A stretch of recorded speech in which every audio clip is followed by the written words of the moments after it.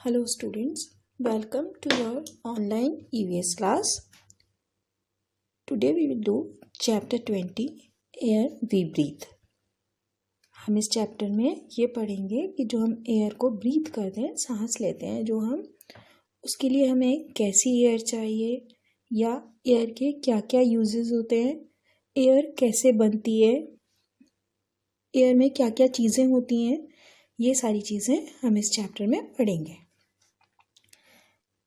Air around us, हमारे सब तरफ आसपास एयर होती है।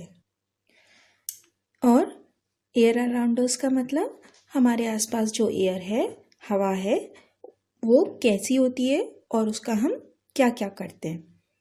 All living things need air to breathe, सारे लिविंग थिंग्स को सांस लेने के लिए एयर की ज़रूरत होती है। मतलब चाहे वो प्लांट्स हों, चाहे एनिमल्स हों, चाहे ह्यूमन बींग्स हों, अगर जितने भी लिविंग थिंग्स हैं, इन सबको सांस लेने के लिए एयर की ज़रूरत होती है। Air is all around us, air हमारे सब तरफ होती है। मतलब हम चाहे कहीं भी चले जाएं, एयर हमारे पास हमेशा होती है। और the thick blanket of air around us,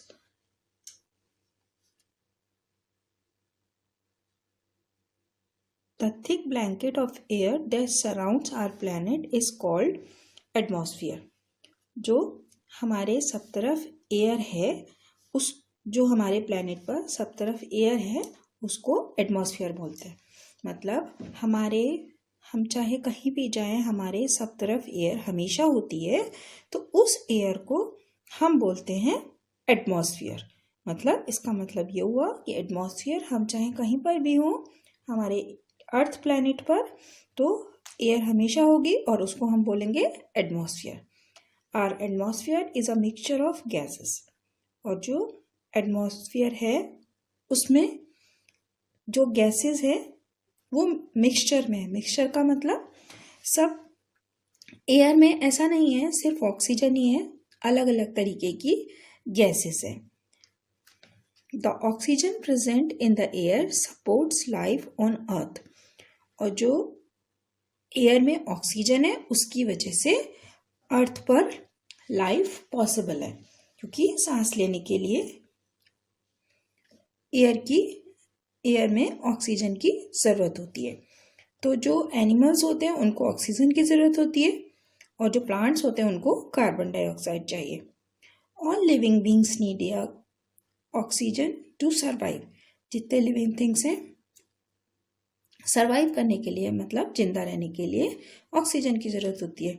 some other gases present in the air are, और ऑक्सीजन के अलावा भी एयर में गैसेस होती हैं, जैसे nitrogen, carbon dioxide, hydrogen, ozone, helium, neon, argon and krypton.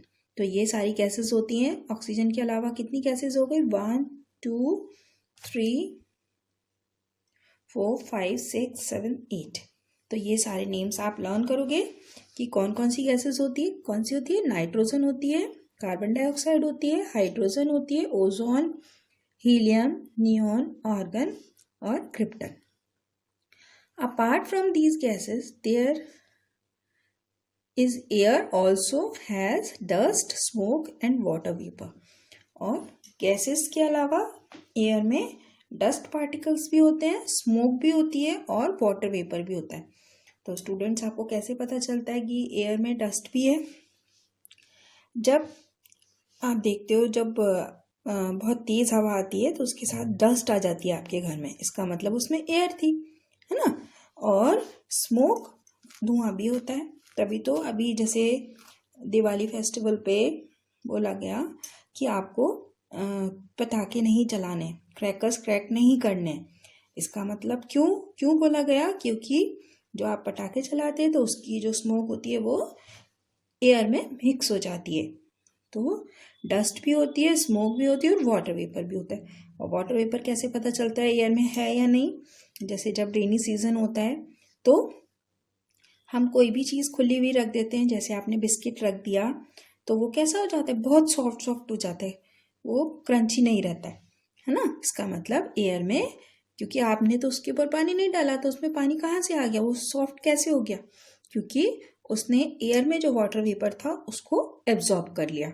ऐसे ही आप रेनी सीजन में जब कोई चीज़ आप जैसे क्लोथ सुखाते हो, कपड़े सूखते हैं तो वो ज़्यादा देर में सूखते, क्योंकि तब उसमें एयर में वाटर वेपर ज़्यादा हो जाता है और समर्स में सबसे कम होता है।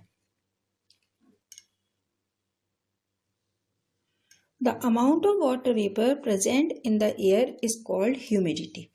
और वाटर वेपर जो एयर में होता है उसको बोला जाता है ह्यूमिडिटी। तो स्टूडेंट्स, अभी आपको जैसे मैंने समझाया कि रेनी सीजन में वाटर वेपर ज़्यादा होता है, इसका मतलब रेनी सीजन में ह्यूमिडिटी सबसे ज़्यादा होती है और समर सीजन में सबसे कम। High humidity makes us uncomfortable as it leads to a lot of sweating. जब ह्यूमिडिटी ज़्यादा होती है, मतलब एयर में वाटर वेपर ज़्यादा होता है, तो हमारे लिए अनकंफर्टेबल हो जाता है, क्योंकि तब स्वेटिंग मतलब पसीना ज़्यादा आता है। Moving air is called wind.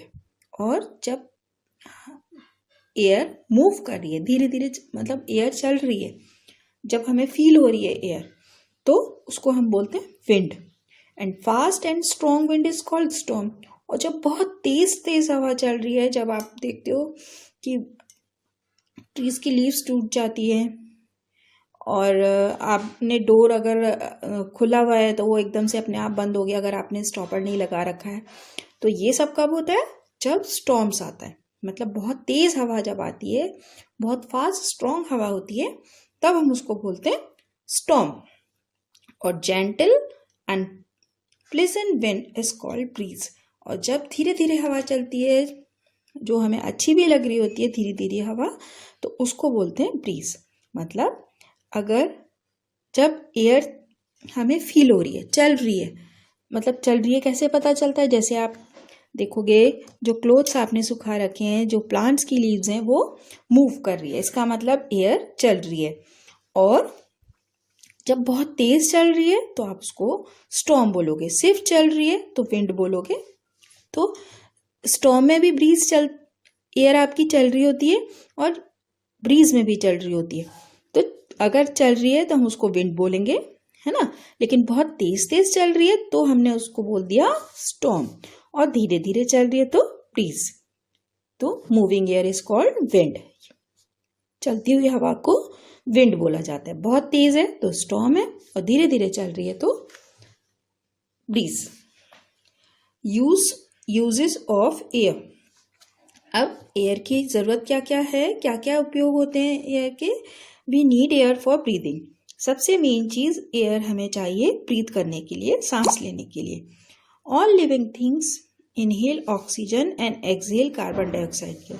Living things जो होते हैं वो ऑक्सीजन तो इनहेल करते हैं, इनहेल मतलब अंदर लेना, और एक्सहेल करना मतलब कार्बन डाइऑक्साइड, एक्सहेल करना मतलब बाहर निकालना।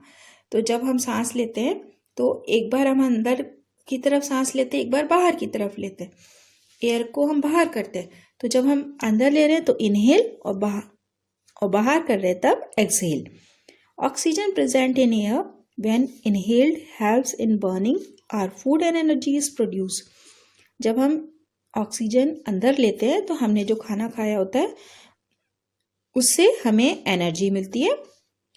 The carbon dioxide in the blood is exhaled from the body. और जो हमारे ब्लड में कार्बन डाइऑक्साइड होती है वो बाहर निकलती है। Plants take in carbon dioxide for the process of photosynthesis. और प्लांट्स जो होते हैं वो कार्बन डाइऑक्साइड अंदर लेते हैं और रिलीज करते हैं, बाहर निकालते हैं oxygen. Oxygen is continuously being produced by plants and consumed by other living organisms. तो जो ऑक्सीजन है वो प्लांट्स कंटिन्यू बाहर निकालते रहते हैं, और दूसरे लिविंग थिंग्स जो होते हैं वो उसको कंज्यूम मतलब खर्च करते रहते हैं। Air is needed for burning. Air जो होती है वो किसी भी चीज़ को जलाने के लिए भी ज़रूरत होती है। इसका एक एग्जाम्पल देखिए, आपने कैंडल जलाई, उसके ऊपर एक टम्बलर रख दिया, ग्लास रख दिया जिसमें आप पानी पीते हो, कांच का ग्लास रख दिया। हम कांच का इसलिए रखने का बोल रहे हैं इसमें जिससे आपको दिखेगा। स्टील का रखेंगे तो ये चीज़ तो होगी लेकिन आपको दिखेगी नहीं, इसलिए कैंडल जलाई, उसके ऊपर एक कांच का ग्लास रख दिया। तो थोड़ी सी देर में, कुछ सेकंड्स के बाद, ये जो कैंडल जल रही थी वो ऐसे बंद हो जाएगी, बुझ जाएगी। The oxygen in air is needed for burning if you invert a glass over a burning candle. Invert करना मतलब उल्टा रख देना। You should notice that in a few seconds is extinguishes. You would notice that in a few seconds it extinguishes. Extinguishes मतलब बुझ जाती है। This is because the oxygen supply is cut off by covering the candle flame with glass. और extinguishes क्यों हो गया, बुझ क्यों गई? क्योंकि उसके ऊपर आपने ग्लास रख दिया तो उसको ऑक्सीजन नहीं मिली जलने के लिए। Air carries sounds and fragrances. Air जो होती है वो आवाज़ को भी एक जगह से दूसरी जगह पहुंचाती है, और फ्रेग्रेंसेस का मतलब खुशबू को भी पहुंचाती है। We hear sound around us, we smell different fragrances and enjoy the warmth of the sun due to the air present around us. और हमें सन की जो गर्माहट है वो भी हमें मिलती है। ये सारी चीज़ें हमें एयर की वजह से मिलती है। Some other uses of air include air supports, gliders, parachutes, kites, hot air balloons. और एयर और हमें किस किस चीज़ में सपोर्ट करती है? ग्लाइडर्स में पैराशूट्स आपने देखा है कि ऐसे वो बैलून की तरह होता है और ऊपर जाके एयर में खुल जाता है, जैसे आपका अम्ब्रेला होता है उस तरीके का होता है, और उससे लोग ऊपर की तरफ जाते हैं एयर में, है ना। और काइट आप जब पतंग उड़ाती हो तो आपको पता है कि एयर की ज़रूरत होती है, एयर अच्छी आ रही होती है, हवा अच्छी आ रही होती है तो आप अच्छे से पतंग उड़ा पाते हो, है ना। That's all for today's class. Thank you children.